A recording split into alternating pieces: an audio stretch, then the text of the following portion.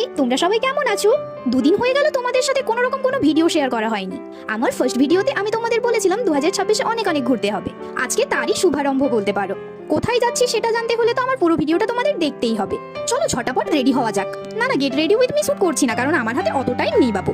দেখতেই পেলে আমি রেডি সেডি হয়ে গেছি খুবই সিম্পল ভাবে। যেহেতু বাইকে যাবো তাই ভাবছি চুলটা একটু ঝুটি বেঁধে নেবো। বাড়ি থেকে এবার বেরিয়ে পড়লাম। আমরা আজকে যাচ্ছি একটা ঠাকুরের মন্দিরে, কিন্তু আমি আবার খুব একটা ঠাকুরে বিশ্বাসী না। ভাবছো তো তাহলে যাচ্ছি কেন? সেটা আমি নিজেও ভাবছি। দেখো এই রাস্তাটা কি সুন্দর। এই রাস্তাটা আমি যদি তোমাদের না দেখাই আমায় ঠাকুর পাপ দেবে। জানো তো, মন্দির কখনো আমার কাছে ঘুরতে যাওয়ার জায়গা বলে মনেই হয় না, কিন্তু 2026 যেন কিভাবে আমায় মন্দিরেই টেনে নিয়ে গেল। এই তো আমরা পৌঁছেই গিয়েছি ক্ষীরপাইয়ের বড়মার মন্দিরে। চারিপাশে সারি সারি গাড়ি দাঁড়িয়ে রয়েছে, আর ছাতার তলায় বসেছে বিভিন্ন রকমের দোকান। গতকাল থেকেই প্ল্যান ছিল সব বন্ধুরা মিলে বিষ্ণুপুর যাব। সকালেই প্ল্যান বদলে সেটা হলো মেদিনীপুর। রেডি সেডি হওয়ার পর সেটাও হয়ে গেল ক্যান্সেল।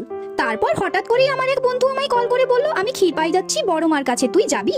আমি আর না বলতে পারলাম না। আমার সব বন্ধুরাই জানে মন্দিরে যাওয়ার কথা শুনলেই আমি না বলি, কিন্তু আজ আর না বলা হলো না। চলো দেখি আজকের এই অপ্রত্যাশিত জার্নি আমায় কোথায় নিয়ে যায়। বড়মার মন্দিরে পৌঁছেই আমরা সবাই একটা করে পুজোর ডালা নিয়ে নিয়েছিলাম।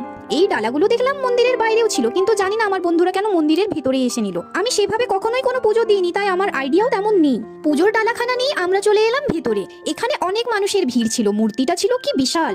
আমি আগেও এই মূর্তির ছবিটা দেখেছি সোশ্যাল মিডিয়ায়। তোমাদের মধ্যে কেউ যদি এখানে এসে থাকো আমায় কমেন্ট করে জানিও কিন্তু। মন্দিরের ভেতরটা ছিল ভীষণ অন্ধকার, তার সাথে ছিল প্রদীপ আর ধূপের ধোঁয়া। আমি ফোনে যতটা সম্ভব ক্যাপচার করার চেষ্টা করেছি, যাতে আমার সাথে সাথে তোমরাও দর্শন করতে পারো। আচ্ছা, এই মন্দিরে কিন্তু কোনো পুরোহিত মশাই ছিল না, নিজেদেরকেই পুজো করে নিতে হচ্ছিল। তবে ওখানে যিনি ছিলেন তিনি জানালেন যে বাকি দিনগুলোতে পুরোহিত মশাই আসেন, আজকেই আসেননি তিনি। আমি যেহেতু প্রথমবার কোনো পুজো দিচ্ছিলাম, আমি খুব কনফিউজ ছিলাম কোনটা কোথায় দেবো, কোন ফুলটা নেবো। আমাকে পিছনের থেকে আমার বন্ধুরা বলে দিচ্ছিল, আমি ওইভাবেই ঠিক করছিলাম। এইভাবেই আমি আমার পুজোটা সম্পূর্ণ করলাম আজকে। সত্যিই কি পুজোর কিছু নির্দিষ্ট নিয়ম থাকে? তারপর দেখলাম পুজোর ওই ডালাটাতে একটা মোমবাতি ছিল। আমার সব বন্ধুরা এখানে মোমবাতি জ্বালছিল, তাই আমিও ওটা জ্বেলে দিলাম। ও, আরো একটা জিনিস ছিল, চলো এরপর তোমাদের দেখাই জিনিসটা কি। এই যে এই লাল সুতোটা, আমি ঠিক একটা জানি না, তবে আমার বন্ধুরা আমায় বললো এই সুতোটা নাকি মনের যে কোনো একটা ইচ্ছে রেখে তারপর বেঁধে দিতে হয়। ইচ্ছেটা পূরণ হলে এসে করে আবার ওটা খুলে যেতে হয়, এটাই নাকি নিয়ম। আমাকে বাঁধতে বললো, আমিও বেঁধে দিলাম। এই যে দেখো এখানে কিন্তু অনেক কটা সুতো বাঁধাও রয়েছে দেখতে পাচ্ছি। তারপর সুন্দর করে মুহূর্তটা ক্যাপচারও করে নিলাম। যদি কখনো এই সুতোটা আবার খুলি সেটাও অবশ্য ক্যাপচার করবো আর তোমাদের সাথে শেয়ার করবো।